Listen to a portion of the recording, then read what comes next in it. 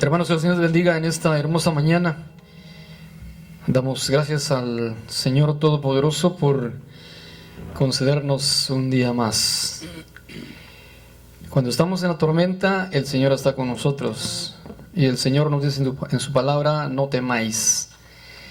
Y es algo que nosotros tenemos que pensar y confiar en el Señor a cada momento de nuestras vidas.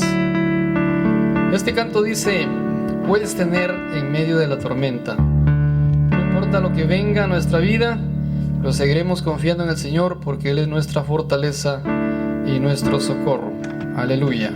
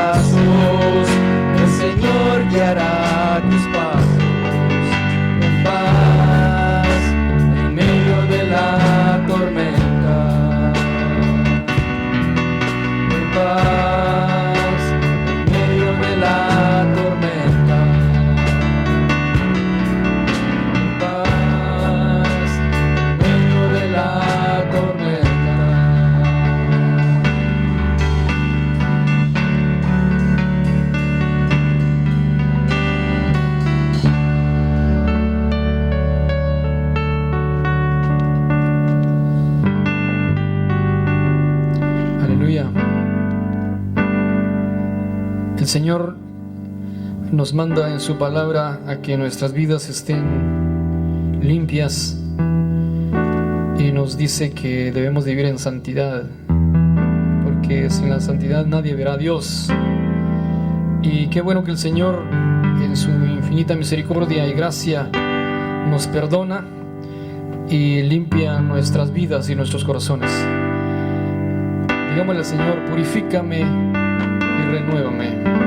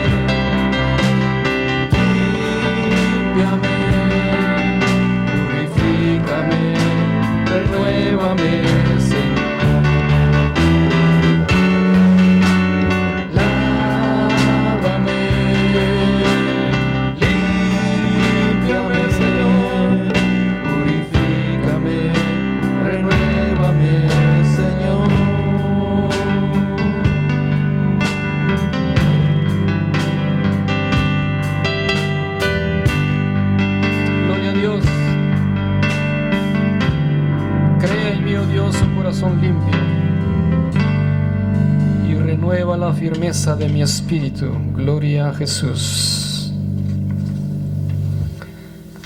El Señor nos lleva a los lugares altos por medio de su poder, y estamos sobre la roca, quien es Jesucristo, y Él levanta nuestra cabeza.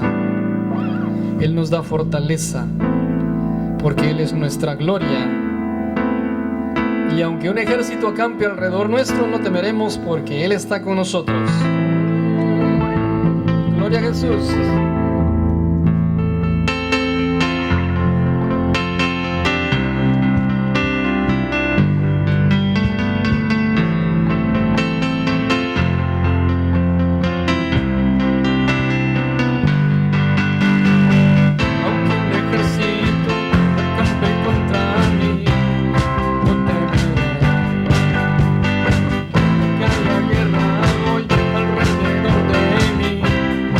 Confiaré.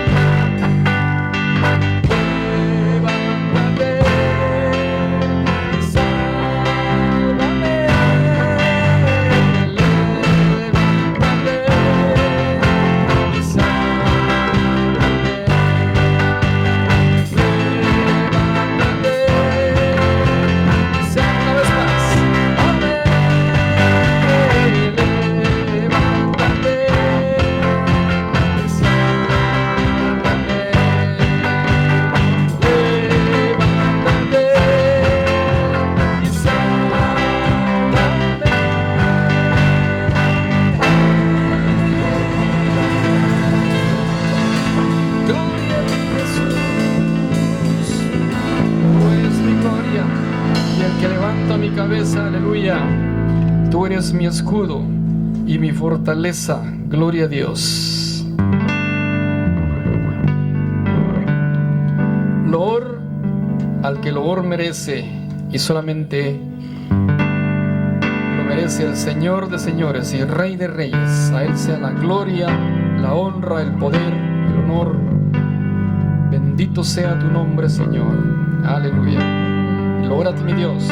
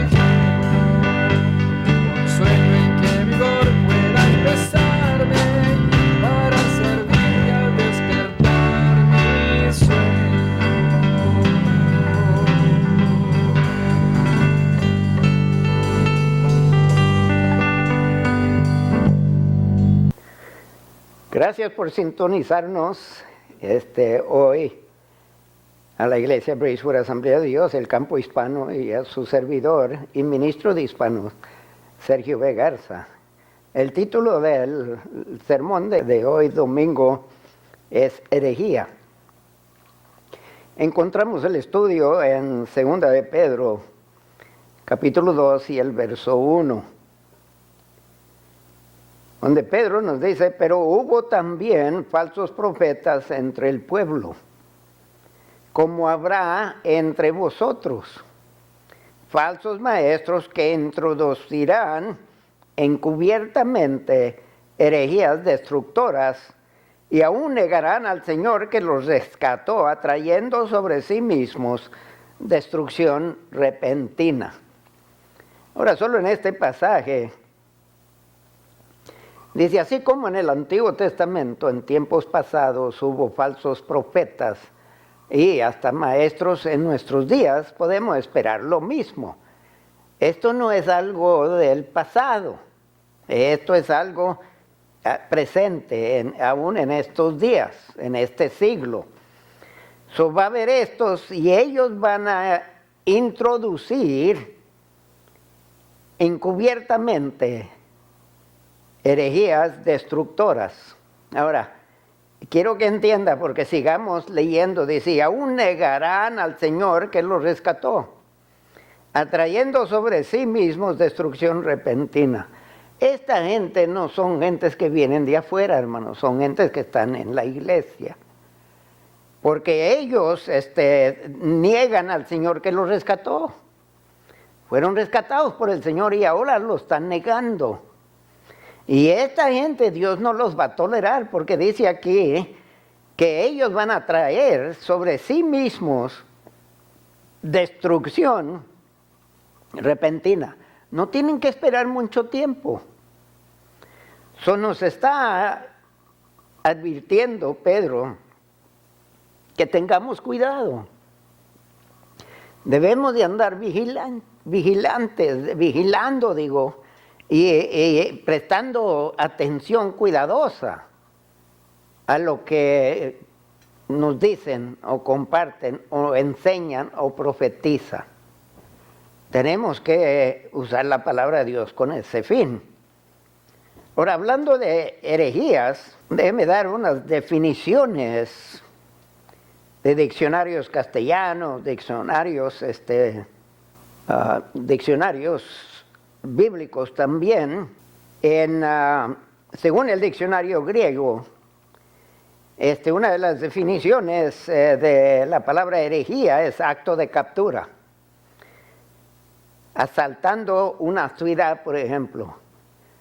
Esta gente va a buscar capturarnos con lo que hablan. Van a decir cosas extraordinarias y emotivas, cosas que wow, nos llamarán la atención con el fin de capturarnos, no con el fin de educarnos o bendecirnos.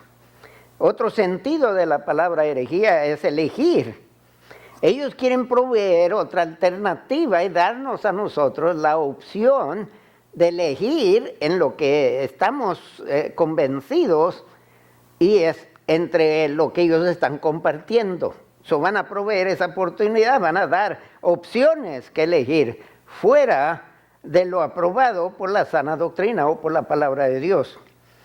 También dice lo que se elige en comparación a lo que Dios elige. O sea, lo que se elige, quieren ellos que nosotros elijamos en lugar de que Dios elija lo que es verdadero y no es verdadero.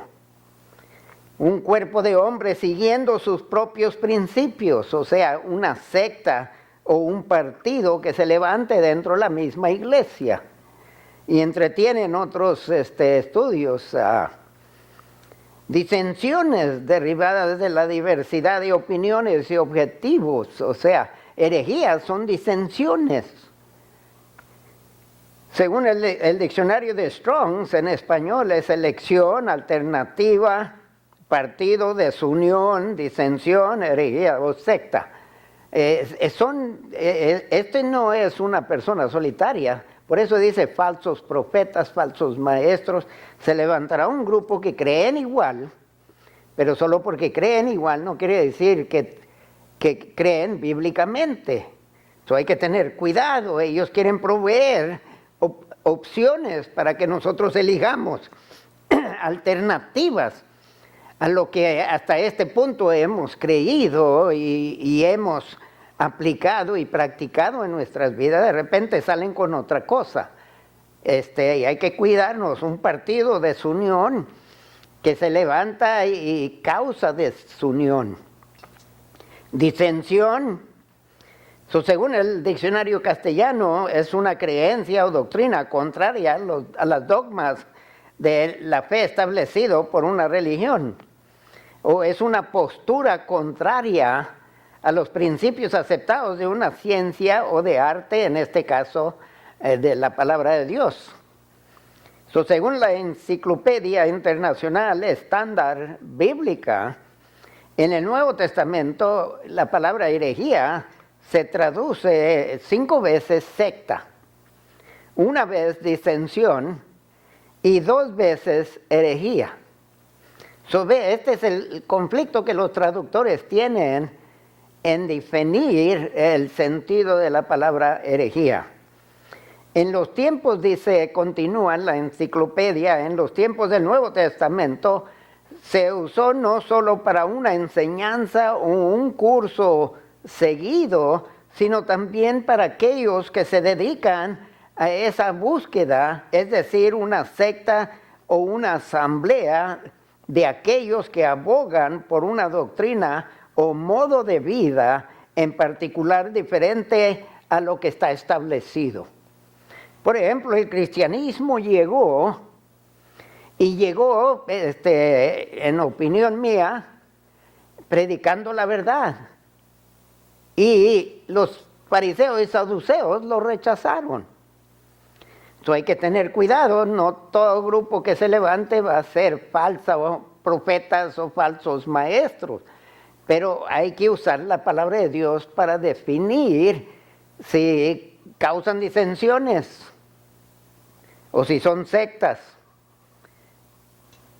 o si son malas enseñanzas. Estas herejías interfieren y conflictan con esa unidad de fe y comunidad de intereses que pertenecen a los cristianos. Hay una gran diferencia cuando llegó Jesucristo y empezó a predicar la verdad, a ir por todas las aldeas predicando. Él vino a predicar y a corregir las falsas enseñanzas que prevalecían en sus días. Y esto provocó anomiosidad de oposición de los fariseos y saduceos. Pero Jesús vino predicando lo que ya era bíblico. Y vamos que los fariseos y los saduceos en muchas ocasiones cuando Jesús les hacía preguntas, lo contestaban como la Biblia lo decía, pero era muy diferente a lo que practicaban y enseñaban que practicaran otros. Continúa en la enciclopedia, aquí dice, habiendo solo un estándar de verdad y un objetivo para toda la vida cristiana establecida y determinada por Dios, por sus sagradas escrituras, cualquier elección arbitraria que varíe de lo que era común para todos los creyentes se convierte en una inconsistencia y un pecado, o es decir, una herejía. Según otra enciclopedia bíblica, la palabra nace de otra palabra cuya definición es escoger. Con esto nos da la impresión de que uno tiene la opción en cuestión de qué va a determinar que gobierne en su vida. Lo que dice la palabra de Dios o la interpretación de tal y tal persona o lo que ellos dicen. Sin embargo, el verdadero significado de la palabra herejía habla más bien de divisiones que de doctrinas. No es tanto lo que enseña, sino las divisiones que causa. Y siempre implica partidos dentro de la iglesia, no a sectas que se han separado de la iglesia. Según esta enciclopedia, está hablando de gente que se levantan y chocan contra los líderes de la iglesia y buscan seguidores dentro de la misma iglesia. Quizás están predicando la sana doctrina, pero están usándola con el fin de ensancharse o exaltarse a ellos mismos para que la gente le den la espalda a los líderes establecidos y los sigan a ellos. Y hacer eso están causando divisiones contraproductivas y contradictorias a lo que la palabra de Dios dice. Porque la palabra de Dios, según Efesios capítulo 2, dice que deberemos ser un cuerpo, debemos de ser una familia, un templo, una nueva persona.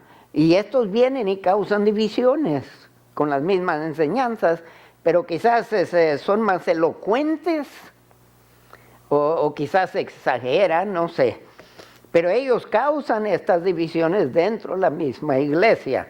En pocas palabras, Pedro nos advierte contra grupos que se quedan en la iglesia buscando seducir a otros a seguirlos a ellos. Si es cierto que no es necesariamente hablando de falsa doctrina, entonces simplemente están buscando grupos que los sigan. Después nos informa de cómo Dios trata con los que forman estos grupos y vamos a estar leyendo todo el capítulo porque a mí me alarma y quiero alarmarlos a ustedes, porque para mí es cosa muy seria, hermanos, y es existente en nuestros días.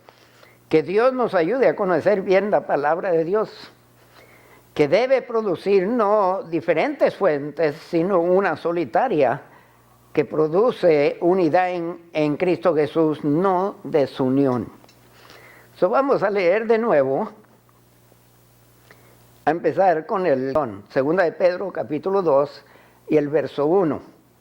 Pedro en esta porción de este capítulo regresa al tema de los peligros que amenazan a la iglesia y se hace referencia a dos de ellos, falsos profetas, falsos maestros, no es necesariamente que lo que enseñan o profetizan es falso, sino que ellos son falsos en su objetivo. Ellos no buscan lo mejor para el pueblo, ellos buscan exaltarse dentro del pueblo. Ellos buscan engrandecerse. Y en ese sentido son falsos profetas, porque el verdadero profeta busca glorificar a Dios, no a sí mismo. Y el verdadero maestro busca glorificar a Dios y que la gente busque de Dios, ponga su mirada en Dios, su fe y confianza en Dios y no en ellos. Son falsos en ese sentido de que en lugar de honrar y glorificar a Dios, ellos se glorifican a sí mismos. Usarán la misma palabra, pero lo usan con malas intenciones y de ellos deberemos de cuidarnos. Ellos van a introducir a escondidas herejía o estas elecciones, estas divisiones, estas disensiones, y son destructivas. No promueven el plan de Dios para la iglesia. Al contrario, ayudan para desintegrar la iglesia. Nos advierte que podemos identificarlos porque ellos terminarán negando al Señor que los rescató, resultando en destrucción repentina para sus vidas. Oiga, eso debe de... Esto no va a ser algo que va a ocurrir de aquí en 20 años, algo dice que va a ser una destrucción repentina. De allí nos informa de la necesidad de vigilancia. Cuando Pedro nos informa de la herejía, aún negarán al Señor que los rescató, atrayendo sobre sí mismos destrucción repentina. Se me viene a la mente que nos está amonestando de no menospreciar a Cristo en nuestras oraciones, peticiones y ruegos. Y usted podrá decir, pero ¿cuándo lo hago? Yo no lo hago. Dice, mire, cuando declaramos milagros sin hacerlo en su nombre, le negamos a Cristo que nos dice que lo que pedimos en su nombre, Él lo hará. Y cuando declaramos a uno salvo sin testificarle de Cristo y pedirle que confiese a Cristo como su Señor, estamos negando a quien fue nuestra expiación, quien dio su vida para nosotros en rescate por muchos. Es fe en Él que produce salvación, para que nadie se pierda, para que todo aquel que en Él crea no se pierda, mas tenga vida eterna. Declarar a uno salvo solo porque yo lo digo o bendecido, oiga, estamos negando a Cristo en esa oración. Cuando declaramos bendición sobre la gente, te declaro bendición, te declaro bendecido, te declaro esto y que el otro, negamos el señorío de Cristo, quien recibió nombre sobre todo nombre, para que en su nombre toda rodilla se doble y toda lengua confiese para gloria de Dios Padre. Toda bendición, toda buena dádiva, ¿de dónde viene? Del cielo, no de mí. Ahora, una cosa que yo diga, Dios, pido que los bendigas en tu nombre. ¿Quién recibe la gloria? Él recibe, no yo, pero cuando yo declaro bendición sobre usted, ¿quién recibe la gloria? Yo. El verso número 2, y muchos seguirán sus disoluciones, por causa de los cuales el camino de la verdad será blasfemado. Y por avaricia harán mercadería de vosotros con palabras fingidas. Sobre los tales ya de largo tiempo la condenación no se tarda, y su perdición no se duerme. Porque si Dios no perdonó a los ángeles que pecaron, sino que arrojándolos al infierno los entregó a prisiones de oscuridad para ser reservados al juicio. El pecado de los ángeles es prueba que las circunstancias terrenales no son la única causa de rebelión, que la carne no es la única ocasión por el pecado. También nos dice que la cercanía a Dios no es seguridad inviolable contra el pecado. Podemos estar cerca de Dios. Los ángeles estaban en presencia de Dios y pecaron. Estar en la iglesia no es prueba suficiente de que uno es cristiano. Dios no perdonó, nos enseña que la justicia no es una cantidad variable, hermano. La justicia se aplica a seres celestiales como a terrenales. Y no cambia. No hay justicia para ángeles y no hay justicia para humanos. Y no hay justicia para gente fuera de la iglesia y gente dentro de la iglesia. La justicia es la misma en el cielo, en la tierra y en todo lugar. Que la ley no es parcialmente administrada, hermanos. La ley es para el cielo como para la tierra. Que el sufrimiento siempre está asociado con el pecado, sea pecado personal o pecado de otro dirigido a nosotros. Lo que está diciendo, lo que quiero decir con esto es que no había sufrimiento en el jardín hasta que entró el pecado. El sufrimiento es causa o efecto de pecar. Vivimos en un mundo lleno de pecado, hermanos. El mundo está gimiendo por la redención. En el verso 5 dice, y si no perdonó al mundo antiguo, sino que guardó a Noé, pregonero de justicia, con otras 7 personas, trayendo el diluvio sobre el mundo de los impíos, y si condenó por destrucción a las ciudades de Sodoma y Gomorra, reduciéndolas a ceniza y poniéndolas de ejemplo a los que habían de vivir impíamente. El diluvio mundial, como la destrucción completa de Sodoma y Gomorra, son prueba de la severidad de Dios sobre el pecado. No debe de dejarnos en duda del odio que Dios le tiene al pecado. Dios lo desprecia y trae juicio repentino. No necesitamos más prueba, hermanos. ¿Para qué esperar un desastre cuando Dios nos ha dado amplios ejemplos de su ira con un pueblo que no se quiere arrepentirse? Pedro nos informa que Dios hizo esto para que sirva de advertencia contra la tentación de pecar.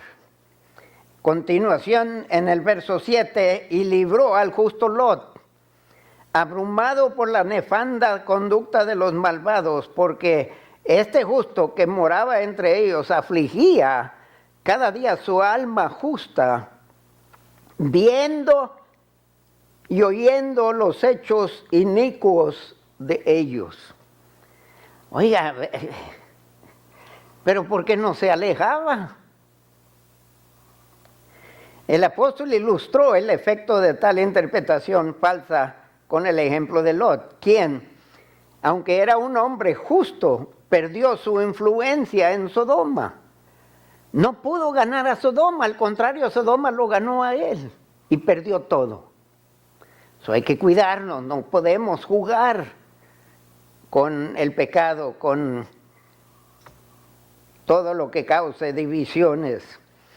En el verso 9 dice, sabe el Señor librar de tentación a los piadosos y reservar a los injustos para ser castigados en el día del juicio. Así que Dios puede librarnos. Si nosotros caemos en tentación, es culpa nuestra. Porque Dios, aquí dice que sabe el Señor librar de tentación al piadoso. Tenemos que cuidar y guardar de seguir andando piadosamente delante de Dios.